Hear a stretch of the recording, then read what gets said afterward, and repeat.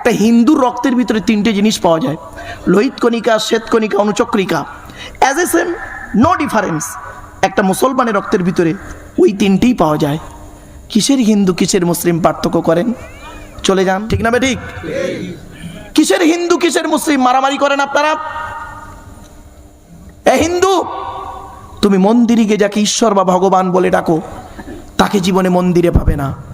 হে খ্রিস্টান, যাকে গির্জায় গিয়ে গড বলে ডাকো, তাকে জীবনে কোনোদিন গির্জায় পাবে না। হে মুসলমান, গালে দাড়ি মাথায় টুপি নিয়ে যাকে মসজিদে আল্লাহ আল্লাহ বলে ডাকো, ও আল্লাহকে মসজিদে পাবে তো?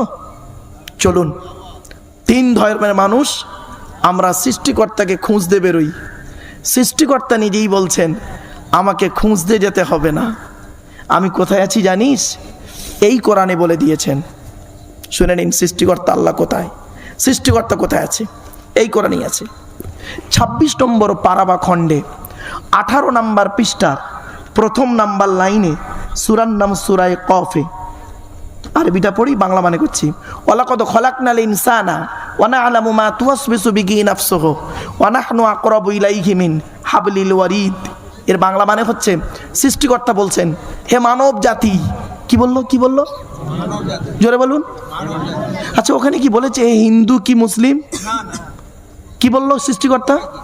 হে মানব জাতি, আমি তোদের সৃষ্টি করেছি, তোদের মনের মধ্যে ভালো মন্দ যা কিছু আছে সব আমি সৃষ্টিকর্তা জানি। তোরা কোনোদিন ভাববি না আমি সৃষ্টিকর্তা অনেক দূরে। না না না, আমি সৃষ্টিকর্তা তোর ঘাড়ের শিরারও নিকটবর্তী। একবার অন্তরে অন্তঃস্থল থেকে আমাকে ডাক দে, আমাকে স্মরণ কর। ওয়াকালা রাব্বুকুম উদউনি আস্তাজিব লাকুম। 24 নম্বর পারা 13 নম্বর পৃষ্ঠা 2 নম্বর লাইন, সূরার নাম সূরা মুমিন, আল কোরআন।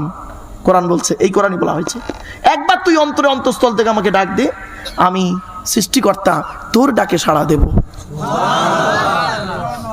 কোথায় স্বর্গ কোথায় নরক কে বলে তা বহুদূর, মানুষের মাঝে স্বর্গ নরক, মানুষেতে সুরাসুর। একটা হিন্দুর রক্তের ভিতরে, শুনে নিন, আজ আপনাদের বলে জঙ্গলমহলে বলে যাচ্ছি।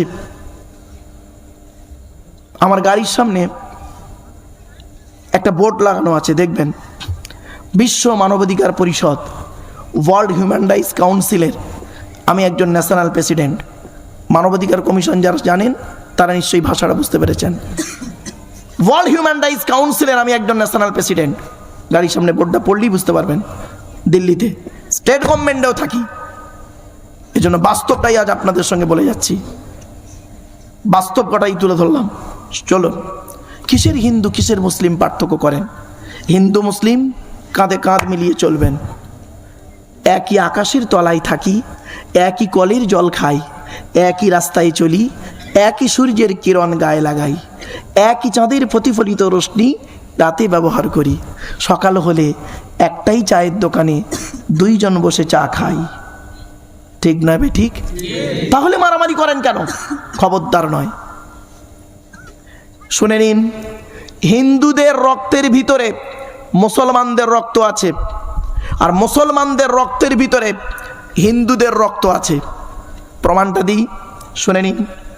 আপনাদের এলাকায় ব্লাড ডোনেশন ক্যাম্প হয়, রক্তদান শিবির। ব্লাড যখন নেওয়া হয় তখন বলা হয় নাকি, এই ও হিন্দু ওর রক্ত আলাদা কর, আলাদা কর, ও মুসলিম ওর রক্ত আলাদা কর, বলে নাকি?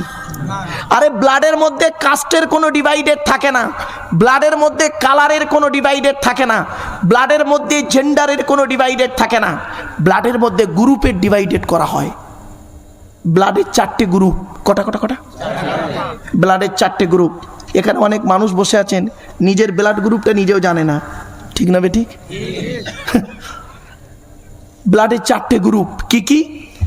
এ বি, এই সি নয়, জানে না, সি বলছে। এ বলেন, আগে শিখে যান। এখানে হিন্দু মুসলিম আগে এইটাই হলো মূল জিনিস, ভালো করে শিখুন। আগে এখানে শিখুন, শেখার জন্য বসেছেন। আমাকে ডেকেছেন কেন? ডাকার উদ্দেশ্যটা কি? এ বি, এ বি, কি বললাম?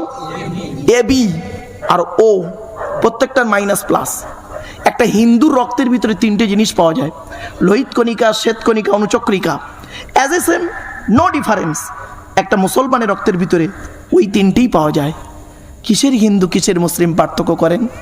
চলে যান কলকাতা চিত্তরঞ্জন হসপিটাল, চলে যান কলকাতা মেডিকেল কলেজ, চলে যান নীলরতন সরকার হসপিটাল, চলে যান SSKM-PG।